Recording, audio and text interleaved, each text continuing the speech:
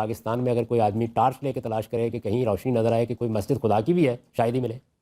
सारी मस्जिदें फ़िरक़ों की, गिरोहों की मस्जिदें हैं। तालीम गाहों का भी यही हाल है। लेकिन जब इन सारी चीज़ों से बुलंद होकर मैंने लोगों को दीन बताना शुरू किया, तो कोई वसाइल, कोई ज़राए मेरे पास नहीं थे। लेकिन आज वो आवाज़ पूरी दुनिया तक पहुँच चुकी है। आप हज़रात भी यहाँ बैठे हुए सुन रहे हैं। तो हिम्मत करें और ऑर्गेनाइज़ करें अपने आप को, और लोगों को दीन की तालीम, एजुकेशन, सबसे बड़ा काम ये है। यानी हम मुसलमानों का हाल ये है कि मौहूम किस्म की सरगर्मियों में रुपया खर्च करते हैं, सियासत में जाकर रुपया फूंकना शुरू कर देते हैं जिसका कोई हासिल नहीं होना। ये बात बहुत अच्छी तरह जान लीजिए। मैं उमरानियात और समाजियात का तालिब इल्म हूँ। किसी सोसाइटी में आज तक कभी सियासत से तब्दीली नहीं आई, आ ही नहीं सकती। हमेशा किसी रियासत, किसी माशरे के अंदर तब्दीली तालीम से आती है, एजुकेशन से आती है। मगरब में भी जो तब्दीली आई है वो इल्म से आई है। ये लोग भी इसी तरीके से लोगों को मारते थे, ऐसे ही इंक्विजिशन की अदालतें लगती थी, इसी तरह मज़हब के मामला थे। तारीख़ कही है, सुना देता हूँ आपको सारी की सारी, क्या कुछ करते रहे।